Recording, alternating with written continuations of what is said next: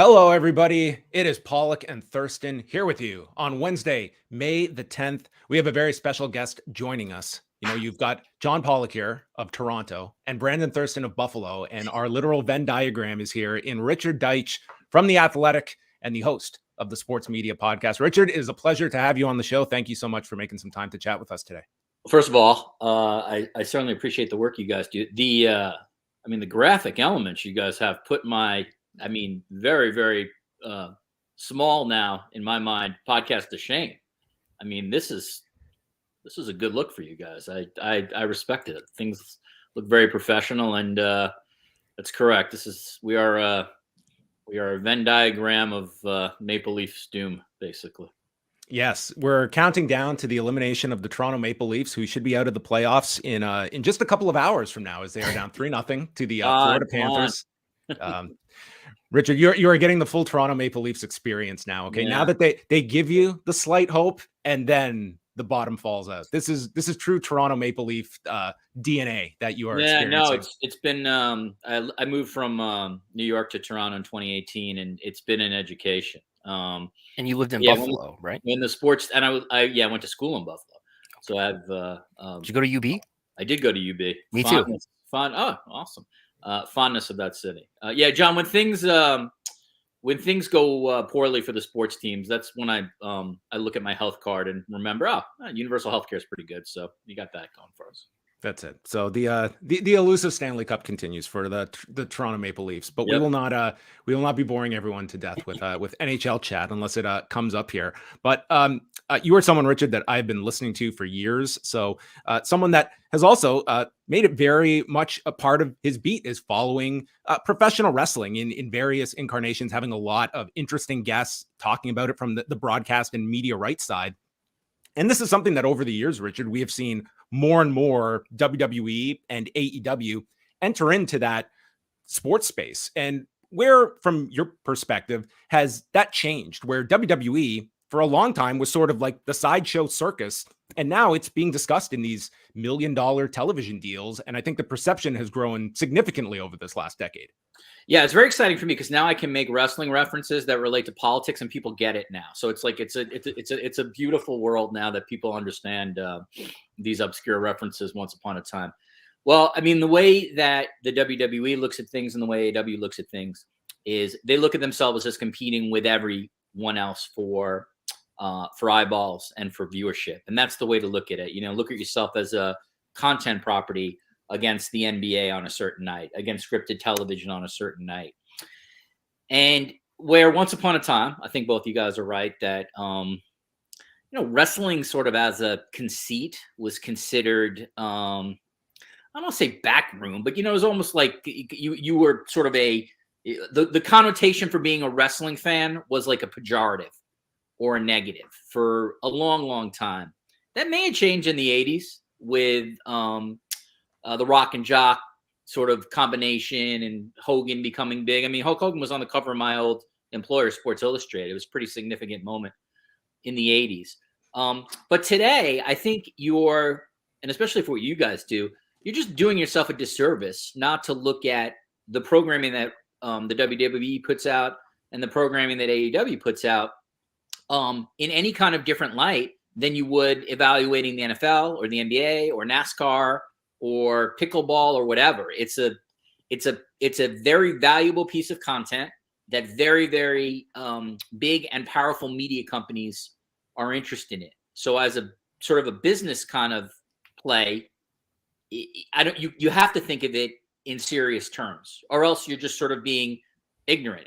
How would you not look at a business that was just valued, whether you believe in the valuation or not, at $9 billion plus as anything but a monster business? Yeah. Do you think there was a moment like, as some people talk about, maybe like Randy Savage's death in 2011, when sports media and other media outlets that are mainstream outlets started to become more receptive to covering wrestling stories? It's a great question, Brandon. I think you guys have seen this too. The WWE in particular, and I think WCW did this as well. Eric Bischoff used to talk about it a lot.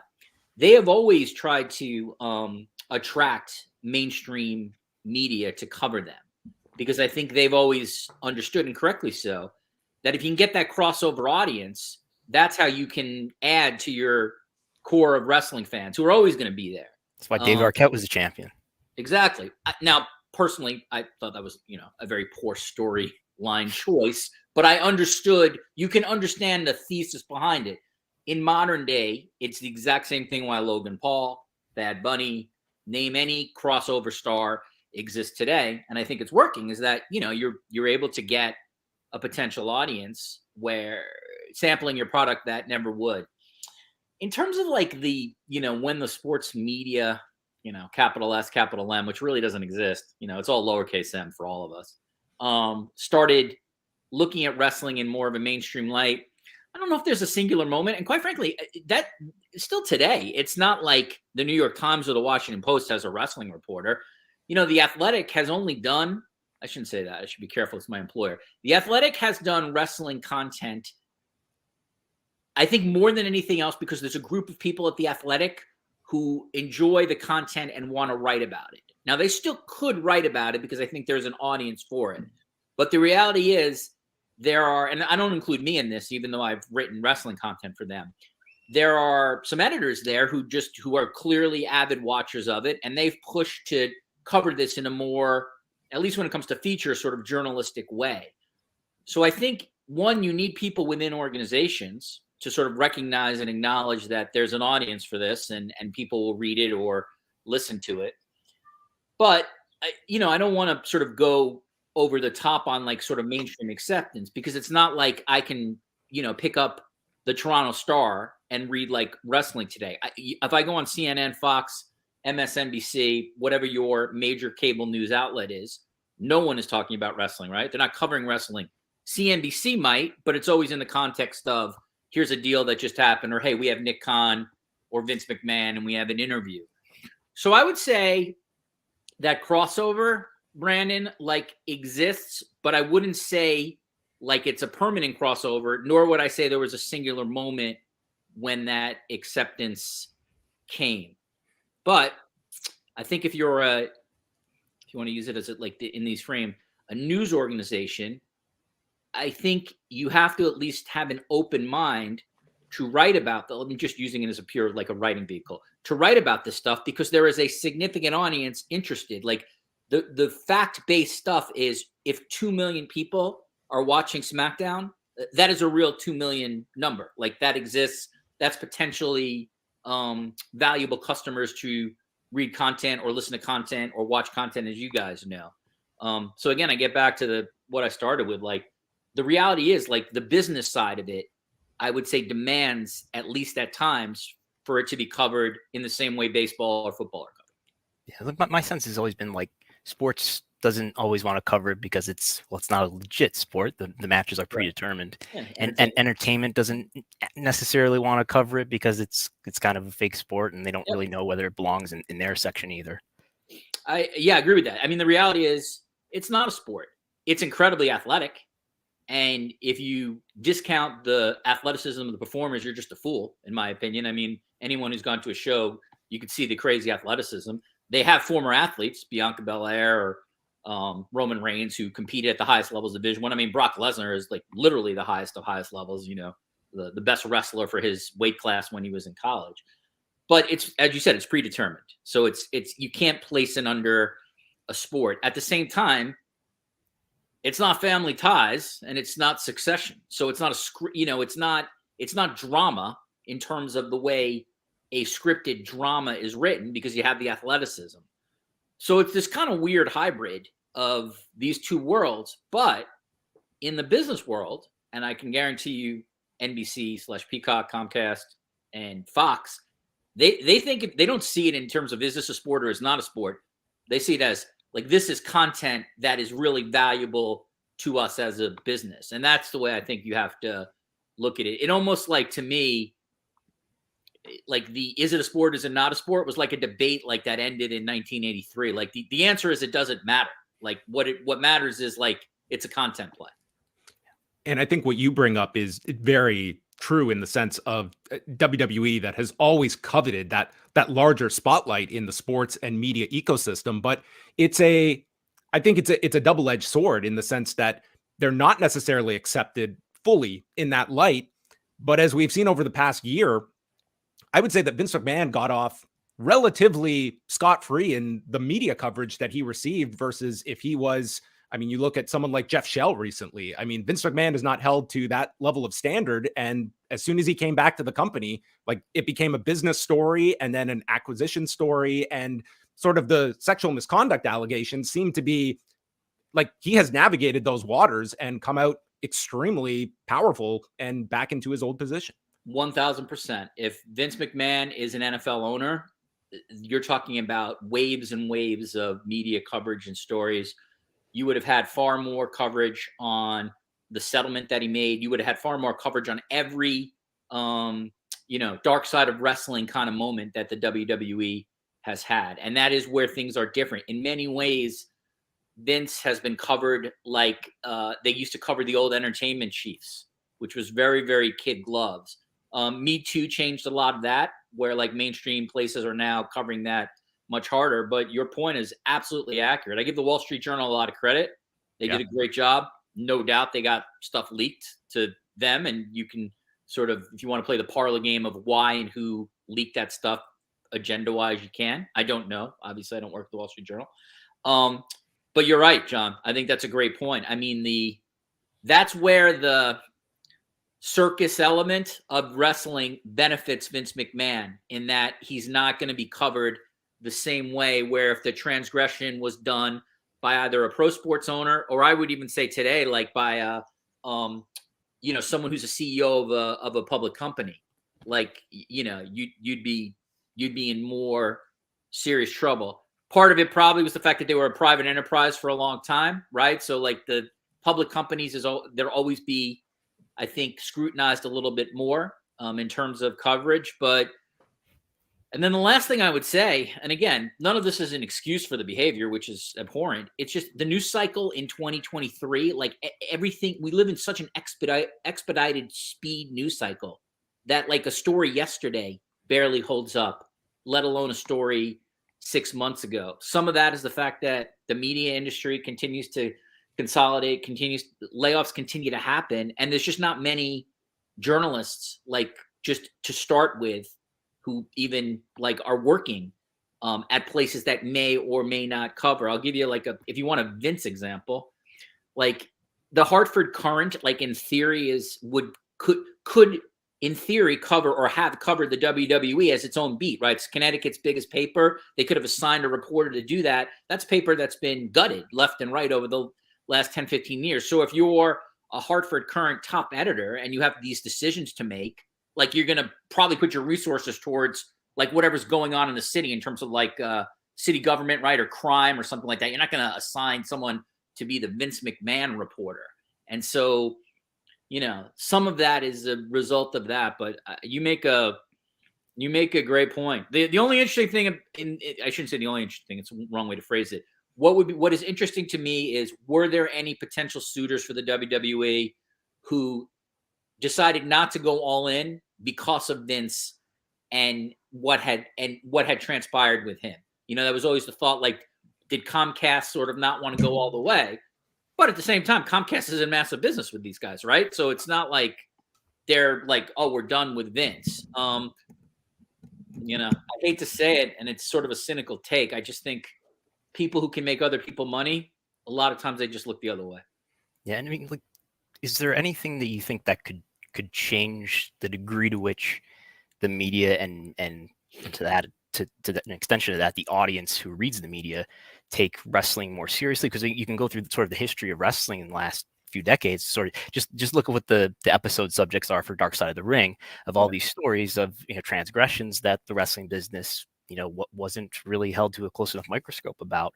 And like, how does that change? Is it just bigger media outlets hiring more people to cover wrestling, or what?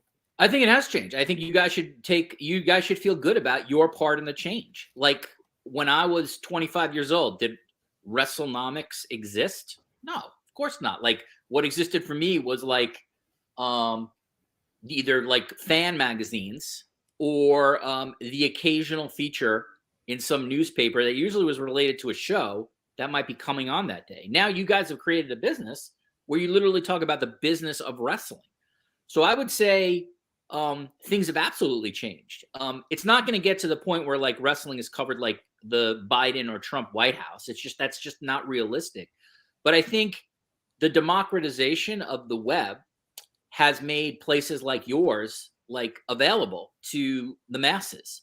And so I would say like the wrestling is in my opinion, in my lifetime, it's really taken far more seriously now. Look at all the podcasts that exists.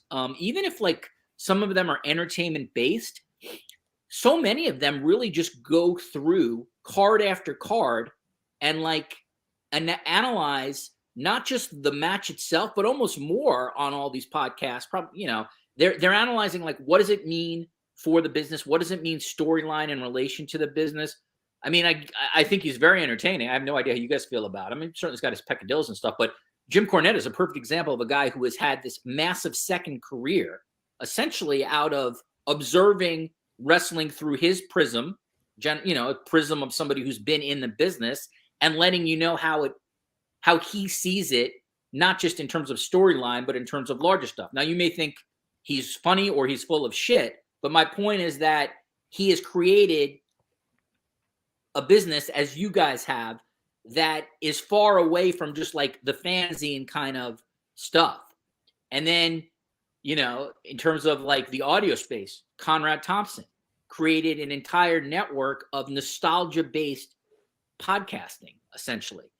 And that didn't exist like 20 years ago. In terms of nostalgia, maybe somebody would do maybe the WWE would put out some kind of like Bret Hart's greatest moments kind of thing. And that was like nostalgia. So I think things are in a much better place. The interesting question for me, Brandon, would be like, is there a next evolution or not? And I don't know the answer to that. I love watching like the WWE press conferences or the AEW press conferences afterwards. You guys may have even attended some of them, or many of them. They're like, they're really interesting to me because they're very different from traditional sports. Sometimes you'll get a question that would absolutely correlate to what you would hear in a press conference after like Game 5 of the NBA Finals. And then sometimes you don't. Yeah. Yeah. And then most of the time, and other times it's like very much like, wow, what a great performance by you, MJF. Tell us about it. So, and it's like, are we a prop to them doing a promo? Or are we there this to is ask? Where everything ask is kayfabe. Is that like, are you walking in there being part of the show, or are you really answering the question? I will say this, and by the way, I appreciate actually WWE and AEW even doing this because I don't think they have to. And God bless Tony Khan with the CM Punk thing. I mean, the guy created a year worth of content. Just I was there for that. There you go. That all in press conference alone. The crazy thing is, I actually like to observe. I don't know if I could write about it. Maybe. I mean, I could write about it. I have to see if The Athletic would actually do it. But it's such a crazy thing in that you can ask a question that is a straight, legitimate question, like with like a business emphasis, right? And the person answering your question could go into character and absolutely not answer that question, or they could step out of character and answer the question as them. It's a little different with Triple H, who's the CEO. But if I ask like Seth Rollins or Rhea Ripley a question about the business, they'd have to make a calculation. Do you answer me straight, or do you answer me as Seth Rollins, or do you answer me as Mommy, in Rhea Ripley's case? That's where the whole thing is very different than my traditional world. And I don't know if that's going to change, because I don't think there would be any incentive for either the WWE or AEW to play this thing straight. It's much more, in my opinion, downside risk to have Brandon Thurston asking 10 questions than it is to have you asking one question and the other 7 questions allow my characters to sort of perform as my characters. And plenty of people do ask questions along those lines that are sort of kayfabe questions. Well, again, and I'm not knocking them because they're not in your world. They're in a world of writing for other fans like them. And as long as you're not saying, hey, I'm covering this like the New York Times, then at least, in my opinion, you're at least being honest. You're not saying that you're going into this space trying to be the next Bob Woodward. Where you have to be careful is if you don't want to be a prop for them, that's where you got to sort of pick and choose your questions. Now, the converse on all this, of course, is You ask too many tough questions, they can decide not to credential you, right? They ultimately control the access. By the way, same thing as the NFL. Daniel Snyder can make a decision not to credential the Washington Post if he doesn't want to on any day. I mean, he's going to sell the team, but you guys get what I'm saying at. Now, that's where the league would probably step in and be like, you cannot kick the Washington Post out like they're, but WWE doesn't have a commissioner, doesn't have a rules. The WWE they make the rules.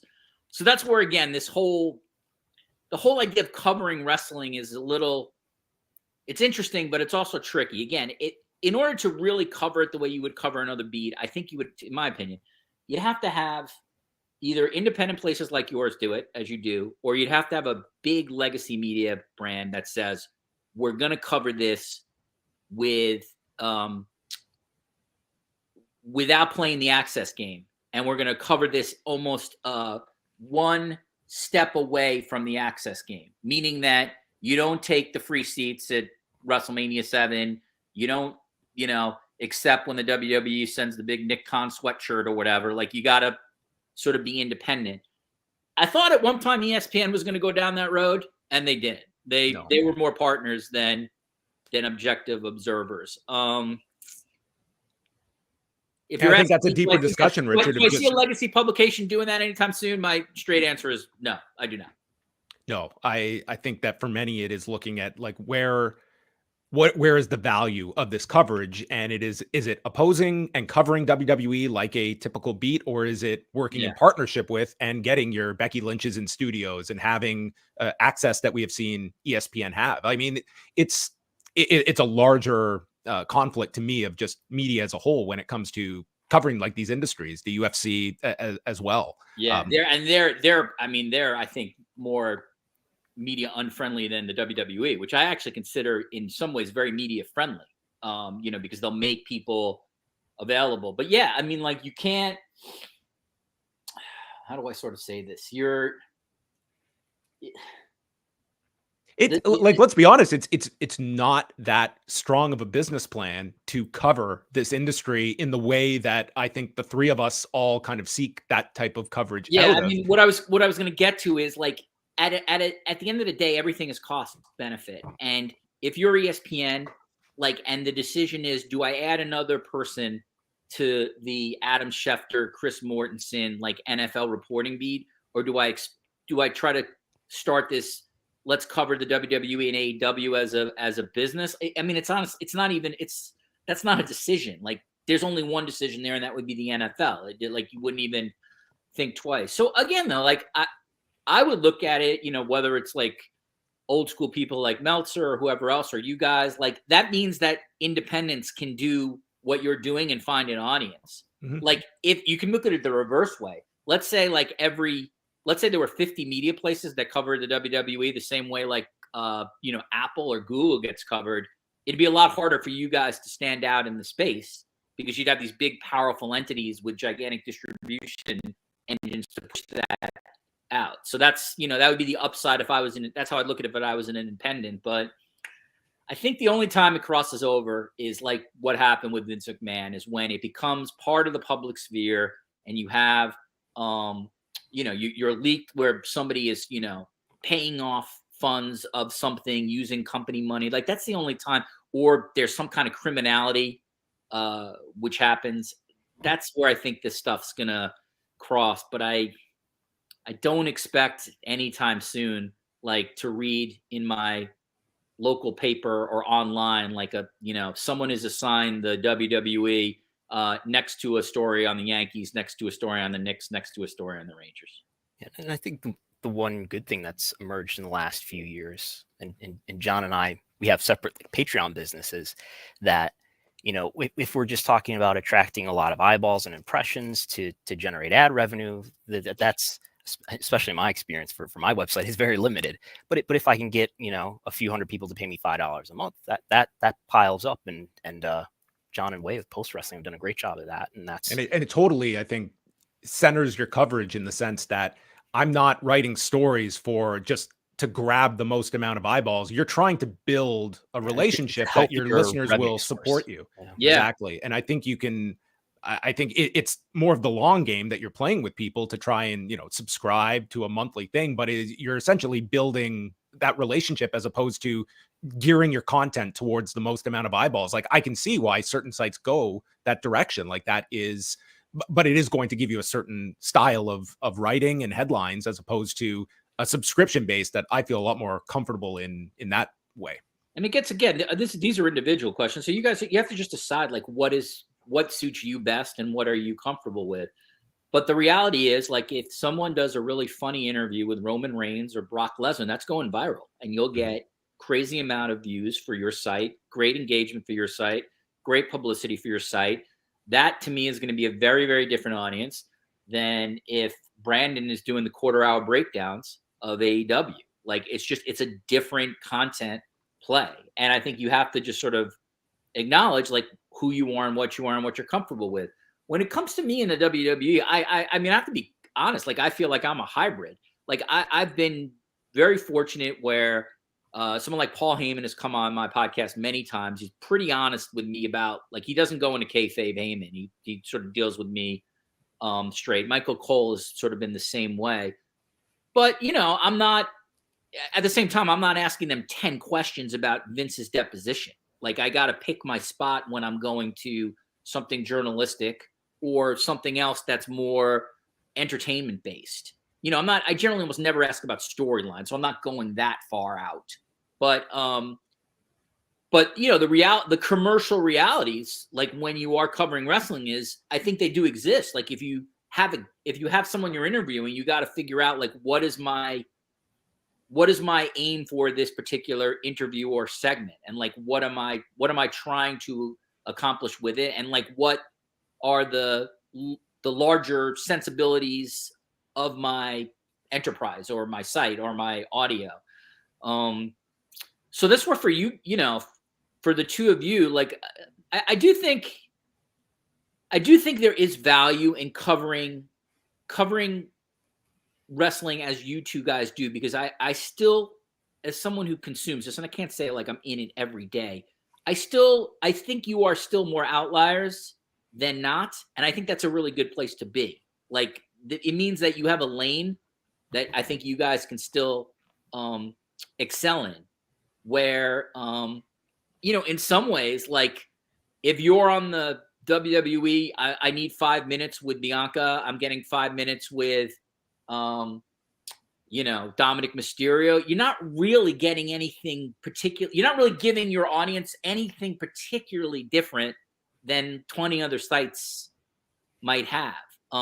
So if that is your business play, then to me, you got to get volume.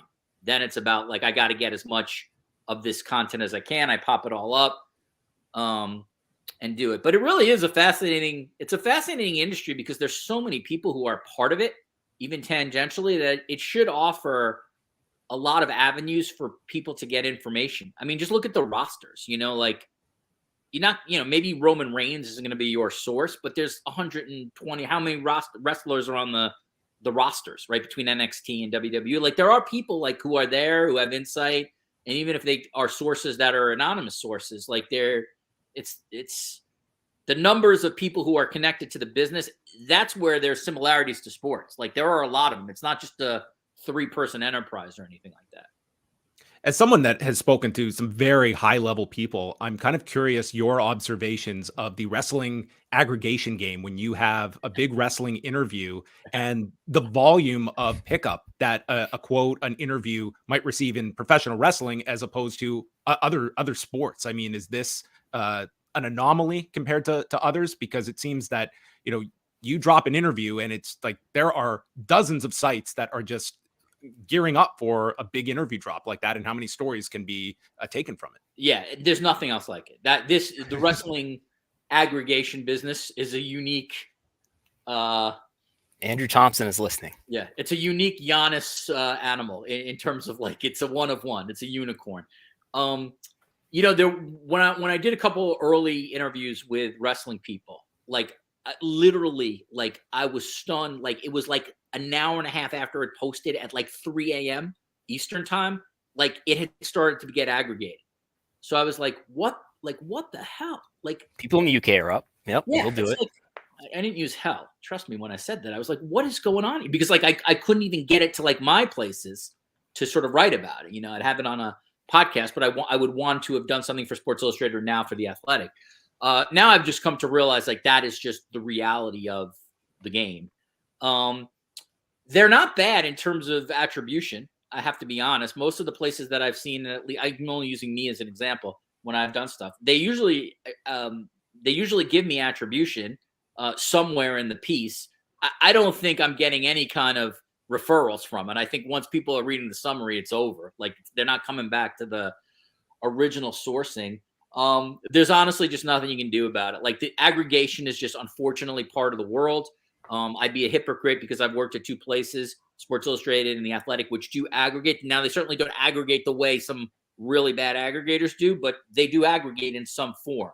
So I'd be a total hypocrite to be like, oh, I'm anti-aggregation. Where it gets frustrating as a content producer, and I'm sure you two have both felt this way, is when the aggregator just goes like way too far, in my opinion, in terms of fair use. And that's when it just like, it's infuriating. If somebody's taking like 40% of the piece, you know, or 35% of the piece.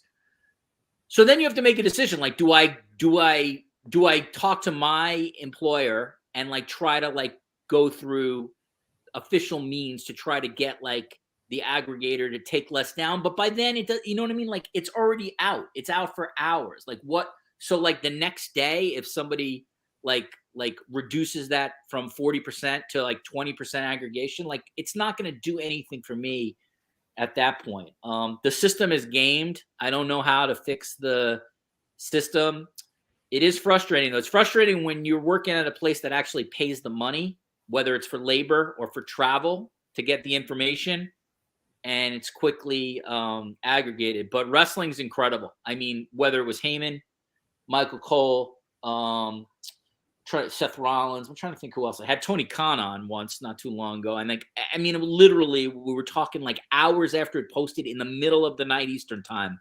The best parts of the interview had already popped.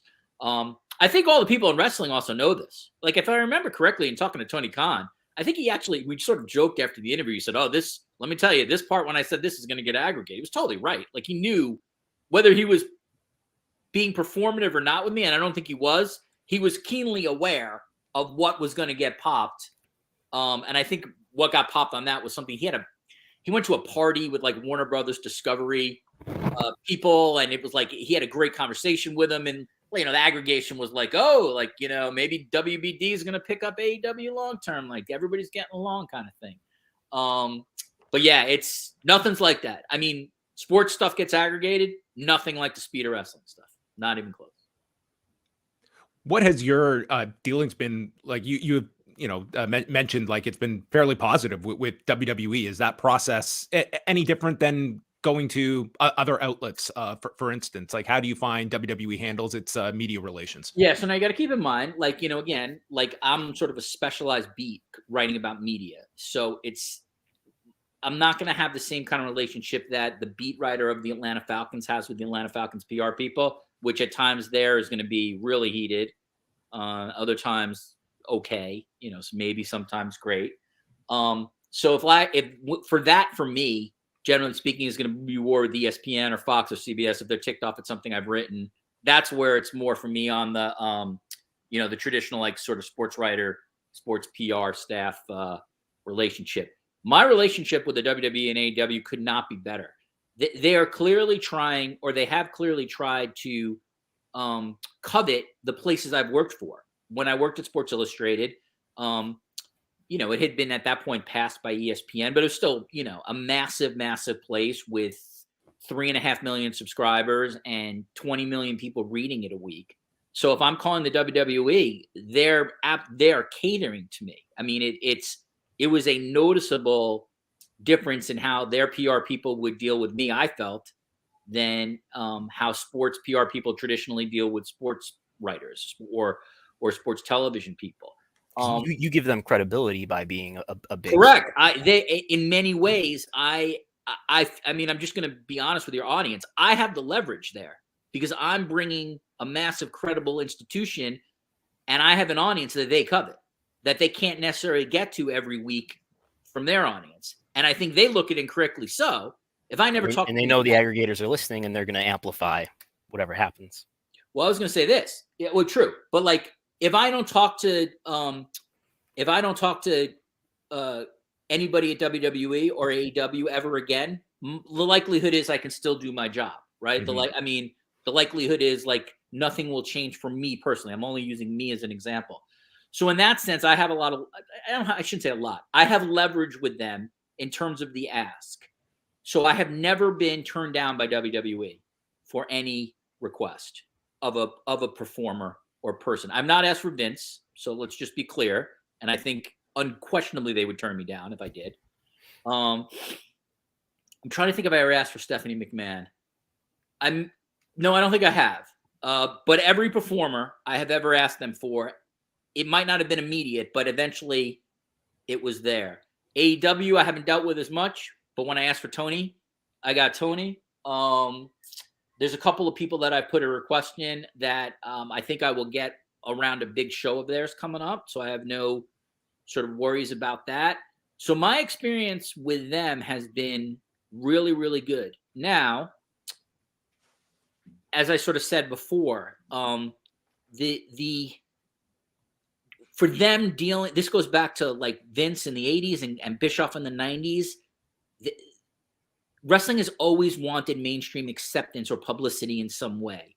And I do think that whether it would be me at The Athletic, anybody calling from ESPN, anybody calling from the Washington Post, anybody calling, just, generic, use whatever your legacy media type of outlets would be, I think they would get the same exact treatment, if not better.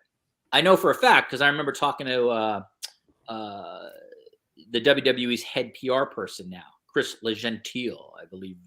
Hopefully I'm not blowing his name. If I am blowing his name, whatever, Chris, you'll have to live with it because I'm sure my last name has been blown as well. No, I like Chris a lot. I know him from his days at DAZN as well. And I remember talking to him, and like we had a conversation about because I'm always interested in this, like, where are you trying to place people? And I remember he had told me that right after WrestleMania, the winners were going to be on the Today Show. I think that still happened. I never actually saw it happen. You guys might know. I think so, yeah. Okay, but the point was, trust me on this. Whatever the Today Show wanted, WWE was going to make happen and was going to give them whatever kind of access that they needed. The performers would know very well that this was important to the company. They would be on their absolute like A game in terms of whatever sort of they should sort of do for the Today Show. And I think that's one difference between like a places like mine and traditional wrestling places is that we I think get how do I say it, where the balance of power isn't so great on the WWE. It's a little more even, and I think they understand that to be in the Athletic or to be back in the day at Sports Illustrated gets you a chance to get in front of an audience that doesn't normally sample your product, and that's potentially a very, very valuable audience person because that's somebody who maybe hasn't been there. Then if they stick around, that's how you're building your product. You have to make a presumption at some point that the hardcores are always going to be there. So how do you convert the casuals to hardcores?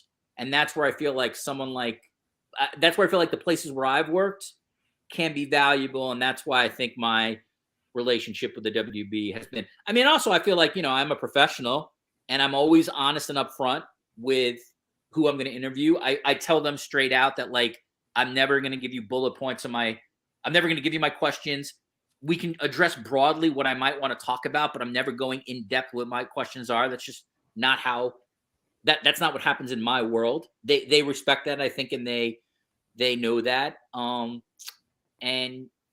so, yeah, it's been I've appreciated my relationship with them because I have found both WWE PR and AEW PR to be professional. And by the way, I found WWE PR, the PR people who I dealt with 5-10 years ago, which was a different group than the current group now, I would say they were the same as well. I also respect them if I can step away from journalists for a second. Like I think they have had hard jobs working for Vince McMahon. It's probably a little better now under Nick Khan. So I do respect that it's not an easy gig for them when one man you have to sort of You have to please one man in everything. I think that probably was a tricky navigation process for PR people for a long time at that place. Yeah, I'm pretty selective now when I do reach out, and many times you just won't get a response. But one that was very amusing was a few years ago, making the request for Kevin Dunn to. This was ahead of WrestleMania, sort of just like producing WrestleMania and kind of going at it from that Has angle. he ever done an interview? Well, this was just like, let's just throw it out there. And it was so ridiculous that the response could not have come back in record time of just pretty much, there is absolutely no chance of this happening, this interview. But I thought it would be worth the ask, no less. And I would think that that would be someone certainly up your alley, Richard. I don't think I think he'd say no to me. I probably so. But I think the no would come. I think the no would come with more deliberation, if I'm going to be honest, than it would for you. You know, you should make fun requests, like request their lead lawyer, their lead accountant. I mean, these will all be no's, but it would be amusing to just make the request and see what. Jerry McDivitt has done a few interviews. The funny thing is, Jerry McDivitt has done the odd timing, interview that I don't think he's as impossible to get as maybe. Yeah, no, I actually think Vince would be harder to get than McDivitt, personally, by a lot. But yeah, Kevin, I don't see Kevin. I mean, Kevin Dunn is a guy who knows where the bodies are buried. He's not going to do any kind of interview, I don't think.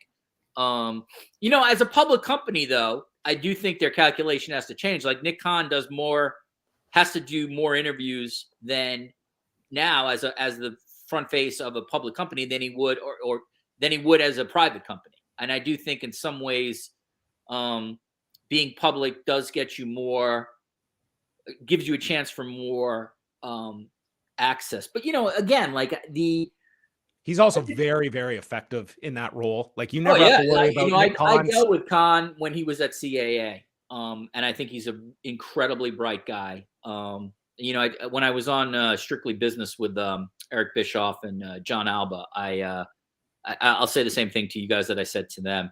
One of Nick Khan's true geniuses is his ability to make you believe, whether it is true or not, that he is really invested in what you have to say.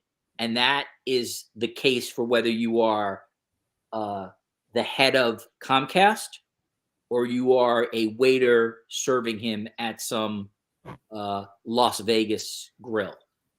That's a real skill. And he probably learned that in many ways as an agent. The other thing I would say is he is not a guy who comes from like wealth per se. He's not a silver spoon kid. And I know, like, you know, even had to work his way through college, pay for law school and stuff like that. And I think that, again, this is just me playing amateur psychologist. I think that gives him the ability to work a room where there's crazy wealth in it, right? Like the billionaires of the billionaires, but also to be able to talk to talent who may have come from different backgrounds, or just talk to fans who may have come from different backgrounds. I think he's been incredibly effective in that.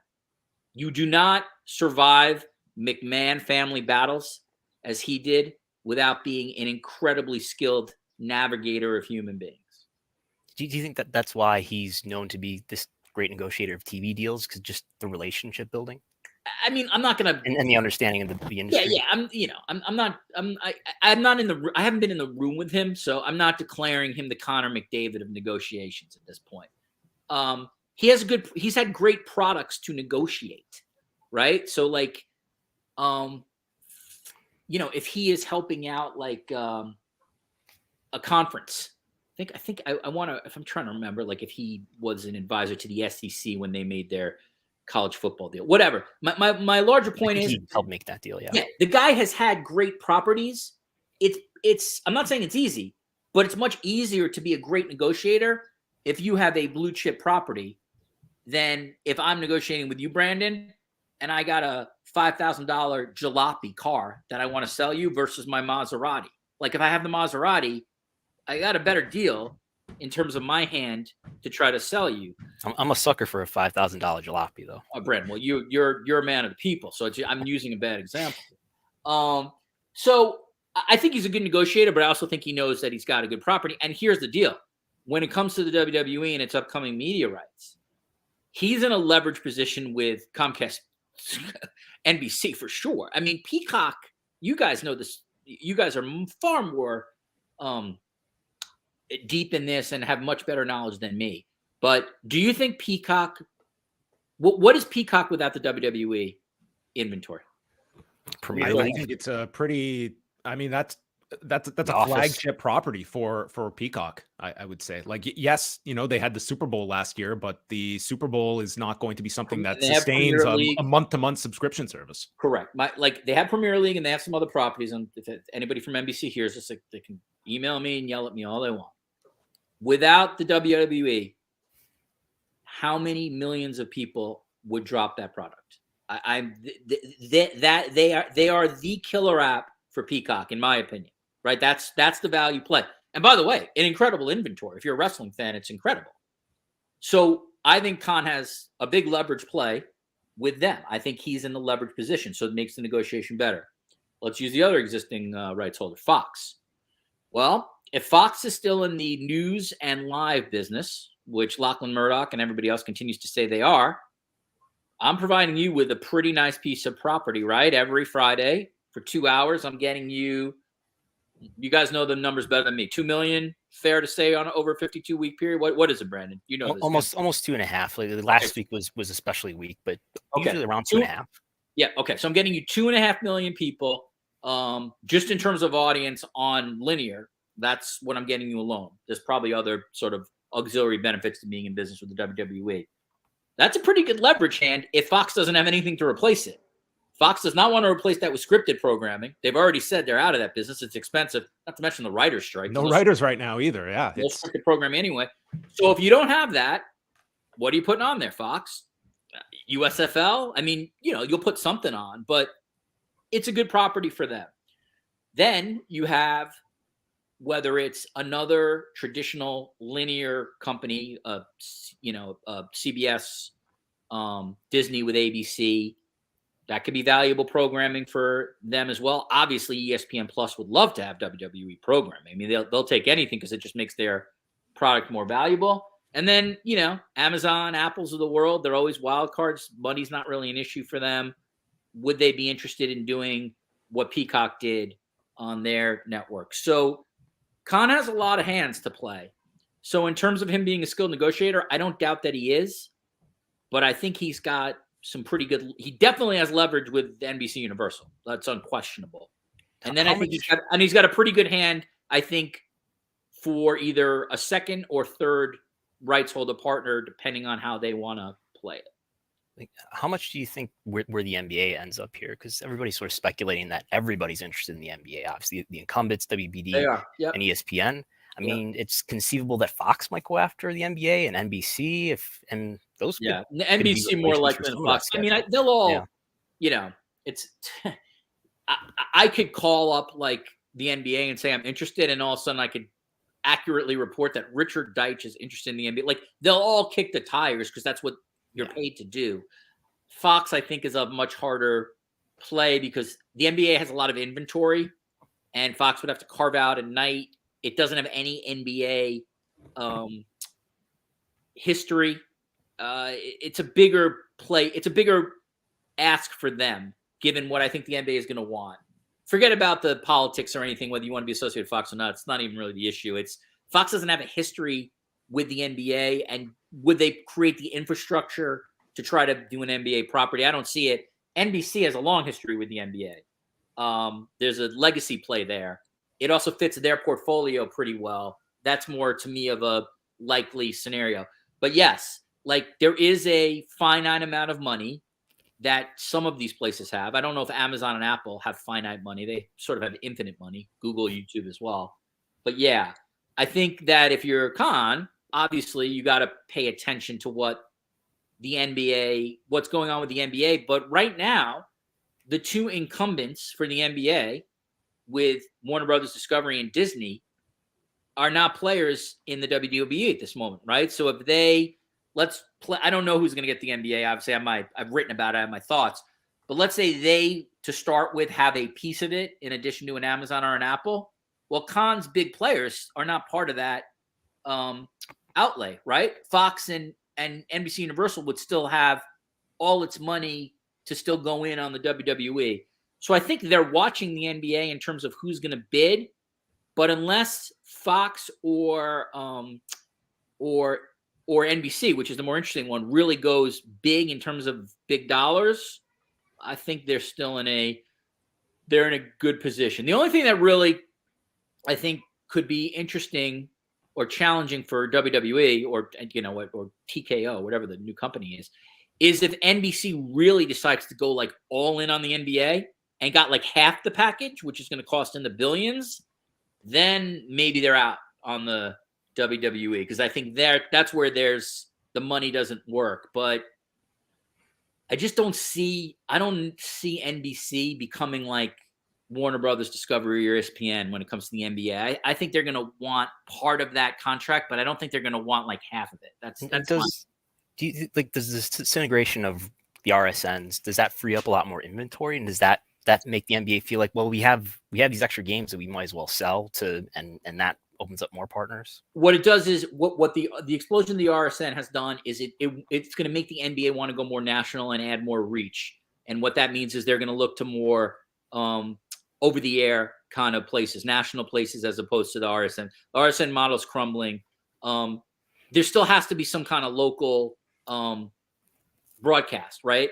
But I think the exclusivity of a lot of those local games are gone. So you might actually, let's say you're a Warriors fan, okay? And once upon a time, the Warriors-Grizzlies game would only air on, the local station, or that local RSN had the rights to that exclusive. Those exclusive days, I think, are done.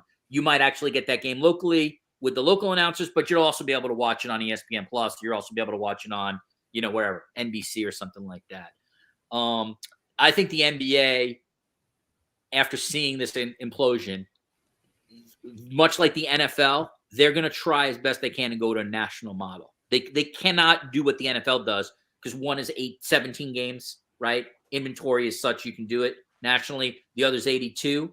But I think you're going to see, as much as they can, try to bring in another national rights holder partner to get some reach on those games. I think the NBA, this is where everything is. It's just crazy that what's old is new again. When we were younger, all of us, like, you got games on over-the-air television, like major sports games, right? And then everything morphed to cable. You're now going to see things go back to over-the-air, because these networks know that's where the best potential reach is, and you can sell off that stuff as the cable universe with cord cutting continues to, spin down, spin down, spin down. Let's end on this. We do have a listener question coming in here from a Jake, who wants to ask Richard, how have you seen the mainstream warm up to the UFC in recent years? How would you see their future with Disney and ESPN? And would Warner Brothers Discovery have interest, or does the Power Slap failure tarnish that? So a couple questions. I'll take the last one. I mean, nothing should surprise me on Earth in 2023, but holy shit, Power Slap was just a disgrace, like to viewers everywhere. I'm not discounting Dana White. He's obviously a very brilliant, genius guy at what he does. But like that is just awful. In my opinion, just horrific television. Maybe it doesn't appeal to me, my demo, but man, like, I don't know how, if you're like some kind of Warner Brothers Discovery or NBC Universal or Disney, like how you can put that on. Like, somebody will take it, because somebody will take everything. But man, so no, the short answer is, and after the New Year's Eve situation with Dana and his wife on top of it, like, I just thought that was going to they still put it on, of course. Listen, always never bet on the morality of television executives. It's a good rule. Can you throw that the first part? So that's the answer to WBD is no. I don't see Power Slap coming. But in terms of listen, the warm up to the UFC, it's a very good question. Thanks, Jake. Is all business. ESPN/Disney saw that they could use the UFC to turbocharge ESPN Plus. It became much like Peacock has used the WWE to get millions of subs for them. This is what ESPN Plus did using UFC. So, whatever, I don't even think this is like, if Disney management had any kind of issues about UFC, like the sport itself, they clearly were superseded by the business interests, which were like, look at all these young males between the ages of 18 and 40 with discretionary income who are going to buy these fights. And so UFC to me is mainstream. Like it's not the NFL, but you see it written about on websites all over the place. You see it written about in newspapers. I look at it as like as mainstream a content play as like the smaller niche sports, you know, whether that be women's college softball or lacrosse or whatever. Now, UFC can be obviously bigger than those depending on the event in terms of people watching it. But I don't see any way that Disney's going to not continue with the UFC heading forward. I just think it's such an important part of their ESPN Plus programming model. And then the real interesting thing, and I don't honestly know the answer to this, is like, what is the merger, if that's the right word, or the 5149? What does that mean for UFC?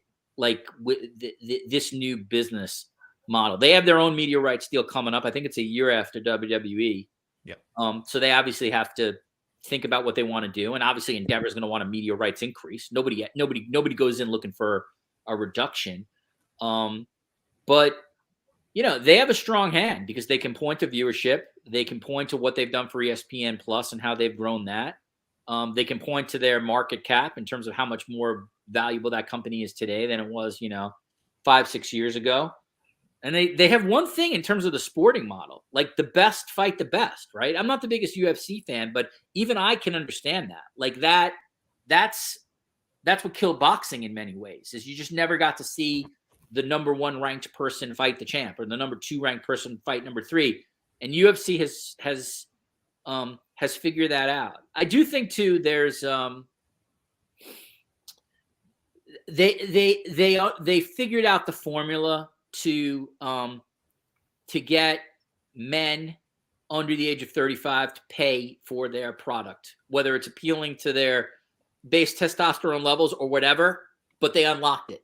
Like that's their audience. It's a big discretionary income audience, and that's a business right there.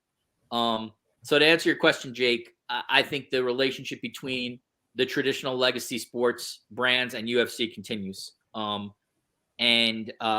I haven't studied it enough, but it would not surprise me if like UFC got another major player to go in with them, and you know, in addition to Disney. Yeah, Nick had said after the merger that the TV deals, the linear deals, will probably not be dealt together, but there's a chance that the streaming deals could be dealt together because the Peacock deal kind of aligns with that. That's how you make more money. I would absolutely negotiate those separately because you don't want to.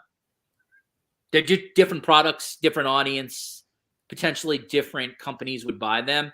The streaming one's interesting though, because that's where the back end tech, you might be able to make it work, you know, as a streaming product for both. I mean, again, I'm just spitballing here, but you know, it wouldn't be inconceivable to have the WWE/UFC network like as a streaming product, and like somebody bids on that combined service. I'm not saying that'll happen, but like philosophically, you can understand that as a potential, like massively big property for someone to bite on, especially a streaming service that's like looking to get 3-4 million new subs. And wrestling fans are terrified that WWE could go back to a pay-per-view model.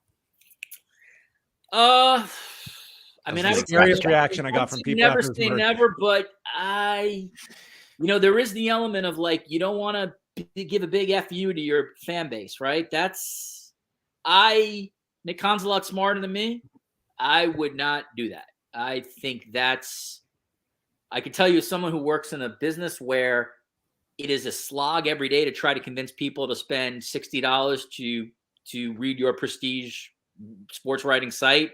Like you got to try to get everybody and as much as you can. And it's hard to get any kind of subscriber. I'd be careful about having a price point that most fans are used to. And then all of a sudden, boom, let's flip back to the pay-per-view model. 60 to 10 to 5. Yeah, like I think that would be a terrible business decision, but you know, those guys will run the math, and I'm sure they will figure out what's best for them. But it's again, it's as someone who's really, you know, been very passionate about wrestling and loves sort of the behind the scenes stuff, not even the business stuff just per se, but just like the sort of how performers can go between real life and not.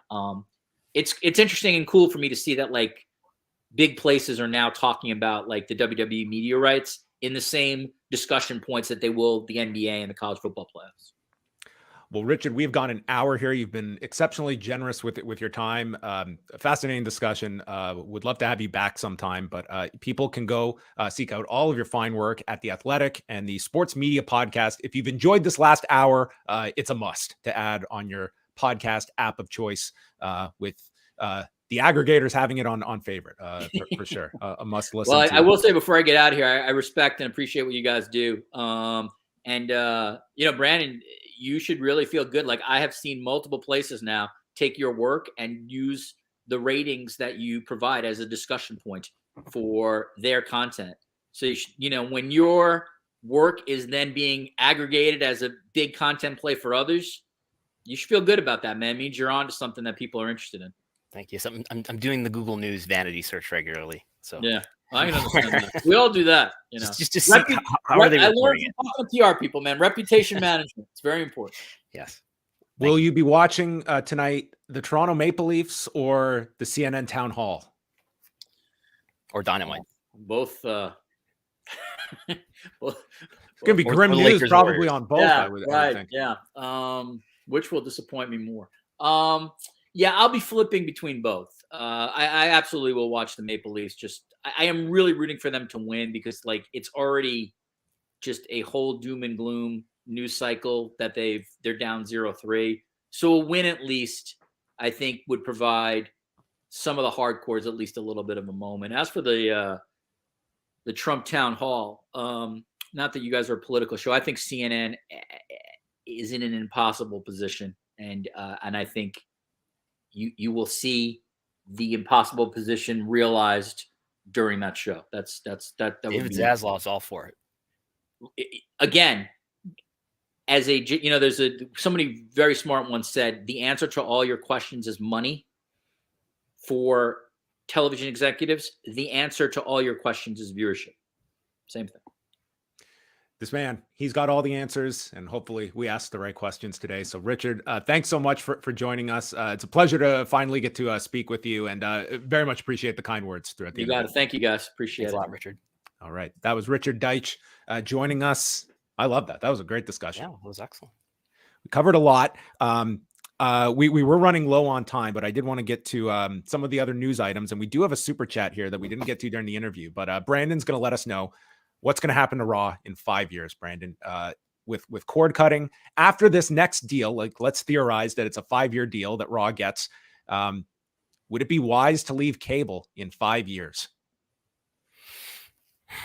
Where are cable subs in 5 years? Let's imagine. Now. Okay, we have to do a lot of hypothesizing here. So if you say that USA Network is currently in 74 million homes, let's say in 5 years that number is 58 million homes. Right. How many in homes? 5 years? How many? I guess 6 years when this deal is up. But yeah, anyway, let's go with the $58 million or 58 million homes number. At that point, is maybe even leaving cable, and you would think, what does that mean? Streaming? Could that mean a broadcast option for Raw? Does broadcast strengthen over these next years? It's still hard to imagine. We've been thinking over whether SmackDown might be a real player for Amazon. And as time has gone on here, I've gotten softer on the idea that Prime Video is a real potential home. I mean, I'm sure they're going to bid and explore it and all that. But if I'm WWE, I'm nervous about going to Prime Video because I'm not sure how many people are really going to watch it on Prime Video over the next 5 years. Just because, yes, many people have Prime Video in their homes because so many people, I think like 80 million people. It's close to the the cable home count. A lot of people have Prime Video, but how much time are people spending in that app and in that ecosystem? I think it's a lot lower. Obviously, if you're the NFL, you can attract a decent audience that kind of dwindled over the last NFL season. But I'm just not sure how streaming is going to come together as this place for discoverability and reach and live viewership yet. But you're asking about 5 years from now. I guess it just depends on how far. If we're thinking like 50 million homes are left, wherever the biggest audiences can be aggregated live. I mean, if we're at the point where an NFL game on a streaming platform can equate or surpass what a cable or a broadcast live audience can be, then I think we're in that realm of possibility. But it still feels like we're a far way away from that. And then I would not be surprised if, if linear TV, live TV for news and sports sort of evolves in some hybrid internet / traditional system, sort of like the VMVPDs function now, which is things like Sling TV and YouTube TV. Have your thoughts gone at all towards in this next deal of programming on NBC for SmackDown? Oh, like NBC Broadcast Network. NBC Broadcast. Yeah, I don't think so. I mean, I see how it could be conceivable because they're on Fox. SmackDown is on Fox, but I think the brand and the strategy of NBC is probably does not include wrestling, but USA Network certainly does. Well, let's talk a little bit about some of the news that is coming out today. Obviously, there's quite a bit out there, so we are going to reel it all in. And of course, lots of discussion today about the potential new deal involving WBD and AEW. And just before we went live, Dave Meltzer reporting that a new TV rights deal between AEW and Warner Brothers Discovery will be announced as part of the latter's upfront presentation next Wednesday in New York City. Dave Meltzer said that both the deal and the much-discussed AEW Collision show will be announced on the May 17th event at the Hulu Theater at Madison Square Garden. So not attaching any value or term to the deal, but that it is imminent and it would be announced a week from now, which would be obviously the dollar figure is going to be of most interest to everybody. But this does correlate to all of these changes that we have seen of Warner Brothers Discovery bringing in all of AEW's programming in-house and the launch of this Collision show that would be wrapped into this deal. Well, this is the big moment. This is, if AEW gets a good upgrade, then this makes the business viable. I think to this point, very unlikely that AEW has been profitable, with the exception of the time during the pandemic when expenses were probably relatively low, when they were running at Daly's Place and doing multiple shows in one session and all that. They were saving a lot on expense. But now, since they've been touring again, I'm sure they're racking up at least $500,000 in production expense, something like that per week, which is, with all their other expenses, is probably exceeding whatever they're making in revenue. So if they get a good upgrade, I don't know how good, but if they get a good upgrade, then this makes AEW viable and self-sustainable. We're expecting on Wednesday, as a prediction, AEW Collision will be made official. That's what I expect. I'll be surprised if that's not the case. Probably a 2-hour show, probably not a 1-hour show. So that would mean, okay, yes, we know that Dark and Dark Elevation are going away, and that takes something off the plate for the Dynamite taping, but Dynamite still got to tape Dynamite and Rampage. So if this is a 2-hour show in Collision, that sounds like an additional night of touring every week, which is something in the neighborhood of $500,000 extra in expense per week. You're not putting that big of an expense onto AEW without AEW agreeing to get paid more money for it. Also very tough on your production. And, if this is as expected, that, soft launch, whatever you want, like some talent that will be doubling on those shows, but production for sure, that, you go from a Wednesday, Saturday, it's not as though this is the old Raw Monday night, Tuesday SmackDown, right, where it's just go to the next town the next night. You do have those in between dates. Like, it's logistically, it's a big change to how AEW produces its television. So I have to think that it means that the addition of Collision will mean more money in the immediate term for AEW.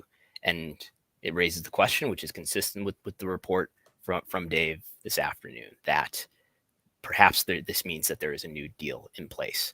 I've been doing math even before this story started to go around this morning or this afternoon. About how, yes, I've been doing the math about how much, if you're adding on Collision, and if you think Collision, so this is my sort of estimate, how much could Collision do on a Saturday?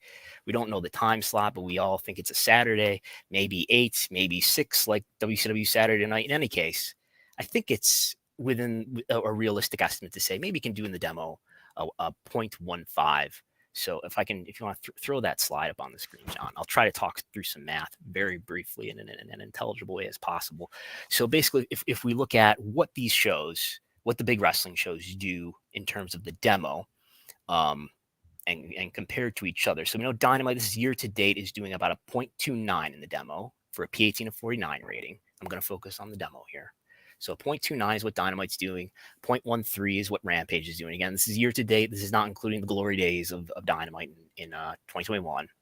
So, and if you, what TV value is really about is not just about what rating you can average, but about how many hours in addition to that you're delivering. So if you calculate this out into something called viewer hours, so basically it's like your average rating times the number of hours that you're delivering, and in this case I'm showing it by the year, we get to about 49 million 18 to 49 annual viewer hours, which is a lot less than either Raw or SmackDown are delivering, right? That gets to 49 million, and SmackDown's delivering like 82 million.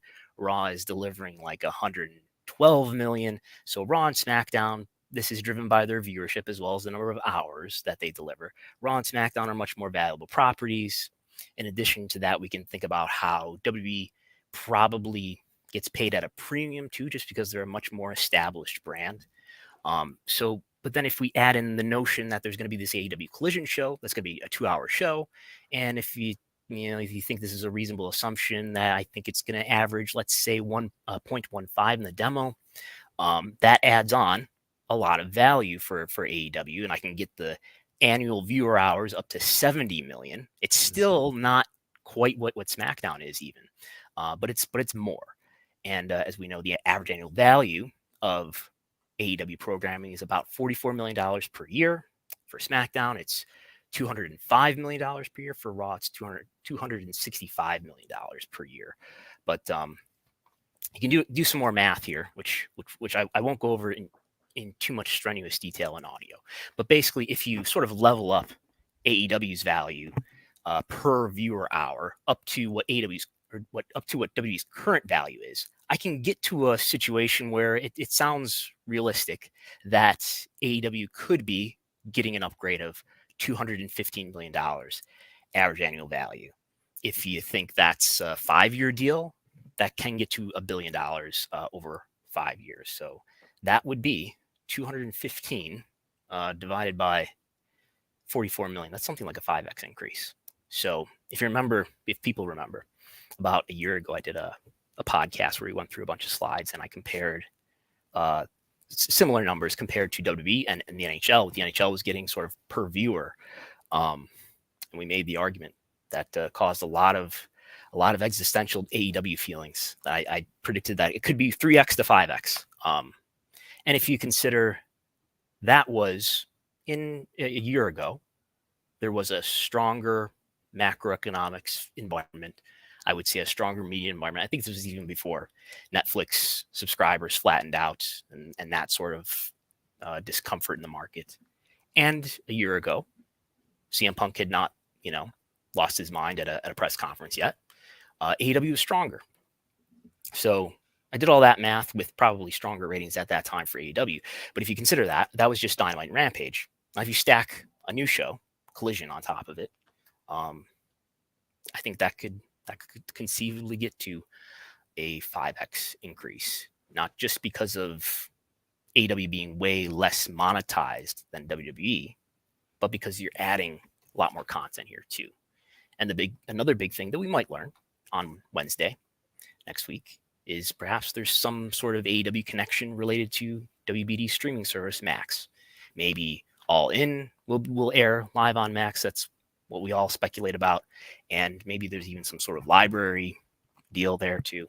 So, is it reasonable that AEW could be getting a 5x upgrade here? I think so. I think it is realistic to the math tells me that this is realistic, that it could be a 5x increase.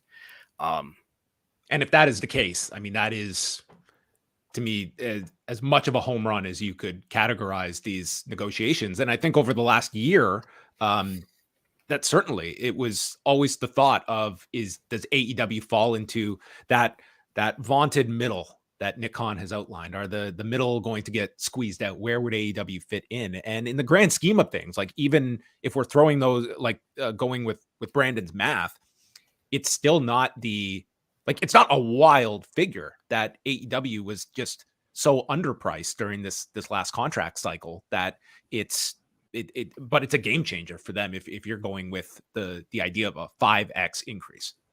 Yeah, and I do all this math based on W's current value. So WWE is probably going to get, we think 1.5x, maybe 2x. John Oran thinks 2x, So W will still be way more monetized, you could say, than AEW would. Just for people who may be skeptical that AEW could ever be as valuable as WWE. WWE will probably get a strong upgrade and will still greatly exceed not only in absolute dollars, but in the rate that they're getting per viewer that they deliver. So yeah, I mean, if you look at the ratings of sports broadly, I mean, the NHL is not delivering what AEW is, I don't think, in the demo. Now, NHL may be more valuable in other ways, including ad rates, and maybe they contribute to carriage fees in a way that AEW does not. But it's gonna be a sad day, by the way, for Rogers tomorrow if the Leafs are in fact out of the playoffs. They'll be in big trouble. They should see if they can influence this game somehow. Yeah, just seeing these NHL playoff numbers in Canada, like it is insane how big they are. This is for like non-Toronto Maple Leafs games as well. Like it's just a juggernaut, and you've got the Leafs and the Oilers in the playoffs as we speak. So yeah, that is a monstrous deal that Rogers has attached to the NHL. But that is a sidebar. And when I say NHL, I mean not the playoffs are doing right really well, even in the US, right? But the regular season NHL games, I don't think do anywhere really near what Dynamite is able to do.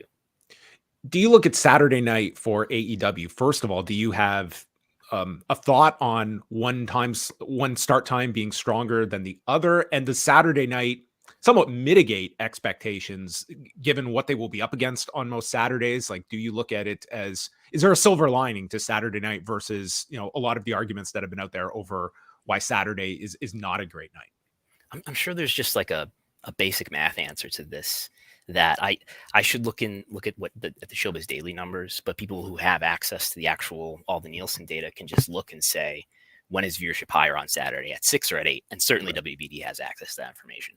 And whatever the answer is where you put it, I would think, especially when you have to consider there's going to be some WPLEs that you're going to be going against at 8 o'clock on once Saturday. A month.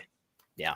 And what do you do on those nights? It's not an apples to apples comparison, but it's like once a month you have a Clash of the Champions against WrestleMania 4, where it's not so much you're paying $30, but if you stack up like these cards on that Saturday and trying to, train your audience that you're going to peak these shows. I mean, I don't see those being Saturdays that they're just throwing the towel in. I think they're going to be very aggressive, knowing they're going against such a key competitor once a month.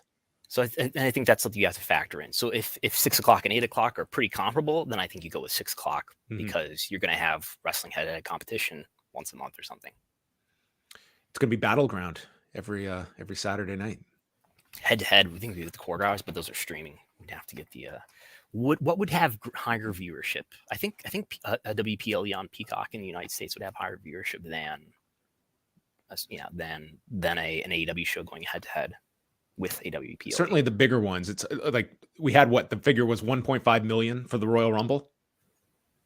Something like that, yeah. That was around the number. So, yeah. I mean, it would be, if you're going for like a rank and file, like for instance, this past weekend, like your Backlash event, like I wouldn't imagine it was too far under that number. It's not going to do a Royal Rumble number, but, it comes at a time that they have made these monthly events feel like every show this year, like that Elimination Chamber in February, Backlash, like they have done a really good job of not just, well, it's every 4 weeks, it's time to do a pay-per-view. They have tried to make these feel like big shows and separate them in that sense to make them feel big. Yeah, I mean, I thought Backlash was a really strong show, but all these international PLEs they've been doing, and I think Collision, looking at the ratings to the extent that I can look at them with the Showbiz Daily data, it looked like maybe when I looked at this like a month ago that TBS was a little bit stronger on Saturdays, so that told me that maybe this means it's on TNT because TNT could probably use the help a little bit more. We also had, and I'm sure we will be discussing this pretty heavily next week, and we will be doing a show next week after the upfronts and whatever announcements are made. But Brandon, this coming in, Ari Emanuel was on CNBC's Squawk on the Street today, and we do have a recap from the Observer site here. So Ari Emanuel was asked if he plans on letting WWE, quote, do what they want to do, end quote. And Ari's answer, exactly. And we do what we do as it relates to saving some cost, driving some revenue with sponsorship, international sales, like we did at UFC. We're going to do 2.0 at WWE. W 2.0. W 2.0. Yeah. Does Ari Emanuel know about NXT 2.0 and how that went? Or WWE Network 2.0. Remember that? No, I mean, that never happened, though, right? That would have been the never happened. It was called WWE 2.0 by Barrios and Wilson, and they stated, we know that's a bad name. Don't get attached to the 2.0 name. But that was what they were labeling it when they were looking at the tiered system that never came to be. And then he was also asked another question about the merger. Right now, we're focused on saving some cost, doing sponsorship, which they didn't have. It's the same formula we used at UFC. WWE's rights are open now. UFC's are up in a year and a half from now. I think they are on separate timeframes. That being asked, I guess, about the expiration of those upcoming TV deals. But in both answers, mentioning saving costs. So I mean, they're going to be laying people off. That's what they're concentrating on now. Just work out who they need, what kind of teams they need to keep, I guess. There's a question to me about how involved, or if they'll be involved at all, Endeavor will be with WWE's TV rights negotiations. I'm guessing not, just because they're not merged yet. They're not going to be merged until later in the year. So I'm thinking that this is just going to be WWE. I mean, that's a bad thing necessarily, but WWE is going to be making these deals, with itself without Endeavor involved. It would seem like, Nick Khan and maybe even Vince McMahon being the people in these meetings and bringing this to the finish line. Like I can't imagine like an Ari Emanuel's really until it's closed, really not getting into this, nor would I think that he is needed for this at this point, unless you are really dragging this out, which it's not going to drag out till the end of the year. Yeah. Streaming deals might be a different story once they are actually merged before those are up in 2026. Last thing before we wrap up, I wanted to get some of your thoughts on the story that you noted on the new news updates that we're getting at patreon.com/Wrestlenomics. And that is a bill that has been introduced in the state of New York by State Senator Timothy Kennedy regarding the regulation of professional wrestling. And New York is one of the states that does regulate pro wrestling and snatched the dream of Nick Wayne to compete at the Hammerstein Ballroom last year out of his hands because of his age. So that is the impact that New York has had in the most recent future that people might remember.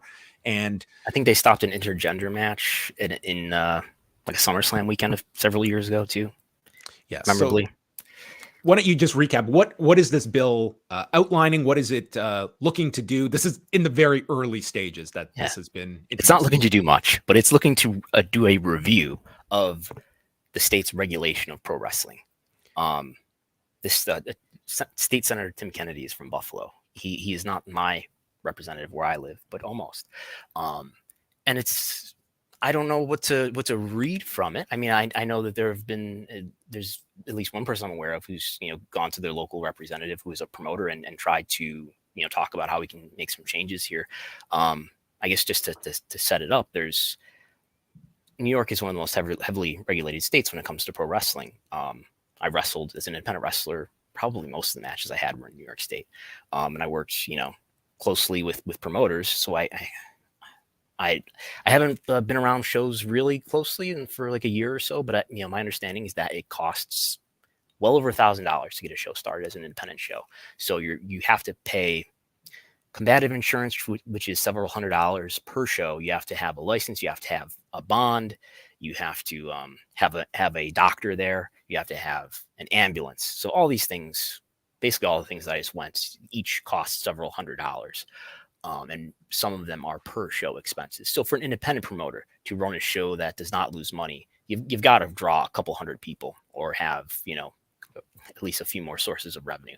So, in my view, it's been for the entire time that I was a wrestler, it was a real hindrance in terms of being able to run more shows and a hindrance in terms of wrestlers being able to develop as wrestlers. there's some safety things that are good. It's good to have a doctor there. It's good to have an ambulance there if something happens. But it's a really high expense, and the combative insurance in particular, I've rarely ever heard of anybody coming close to using it. And it's a huge expense that I don't know that any other state, or if there are other states that do something similar, it's very, very few. So it would be a great relief, I think, to wrestling promoters, and it'd be a good thing for the wrestling scene in general. I guess other questions is, would this benefit WWE or AEW? Would they be, would they push for this as well? I'm not sure. I think there is a tax on ticket sales that maybe they could work on reducing, but the big thing for independent promoters is the expenses that are inflicted on them. So this is just a bill that has not been voted on yet. That if they're going to present their findings in November. So if it is approved, they have to submit a report by November. They say that they'll talk to people who are stakeholders, presumably people involved in the wrestling business and whatnot. We'll see. Yeah. We'll see what comes of it, if anything. Yeah, and it's a subject for next year as well, because with WrestleMania in Philadelphia, Pennsylvania, my understanding, it's promoters that require a license in the state. Yeah.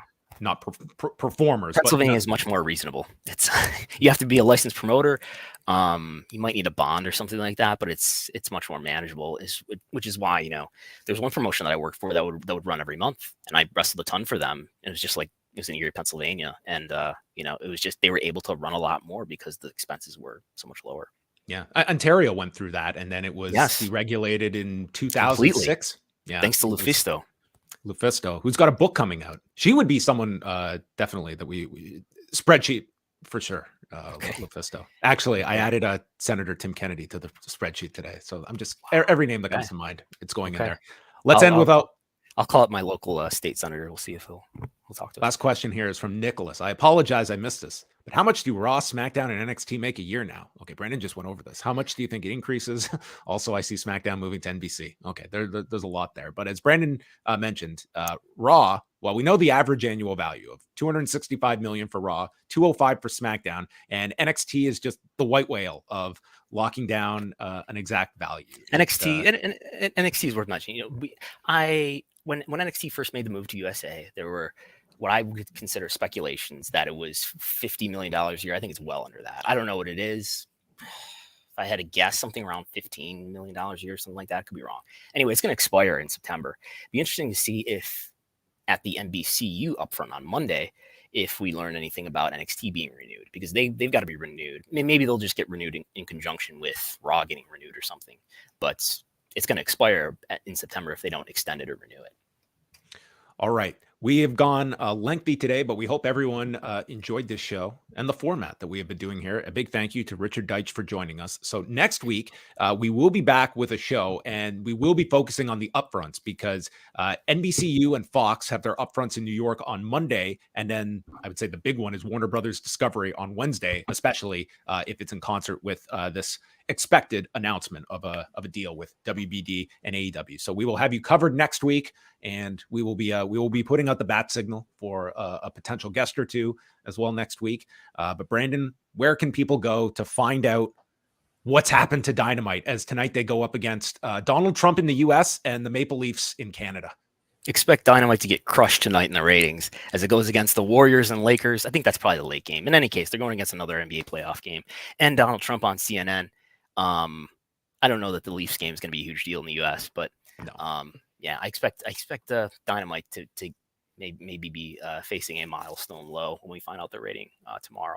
You can go to Patreon.com. Is this going to ruin the deal, Brandon? Are they going to get buyer's remorse? Is tonight's number going to crack the foundation? Read the replies to tomorrow's tweet to find out. But you can go to patreon.com/Wrestlenomics to get my TV ratings reports. I've been writing news reports at the top of those TV ratings reports in the last 2 days. That might continue. And everything else is at Wrestlenomics.com. You can find me on Twitter at Brandon Thurston. All right. I am back tonight with Wei Ting. We will be live here on the Post Wrestling YouTube channel, 10 Eastern, following Dynamite in Detroit with the steel cage match between Kenny Omega and Jon Moxley. So we will be discussing all the top news stories of the day, taking your feedback. And if you are so inclined, Thursday night, Wei Ting is going to be doing a return of MCU later with Neil Flanagan and WH Park to review Guardians of the Galaxy Volume 3 featuring Dave Bautista. #1 at the box office this past weekend, $118 million. The franchise that Paul Levesque and Stephanie McMahon, they just weren't so sure of in 2014. And look at it, all these years later, turns out to be quite the hit for Marvel. But that is it for us. Thanks to everyone for joining us live or listening after the fact. That is it for us. For Brandon Thurston, I am John Pollock. Goodbye.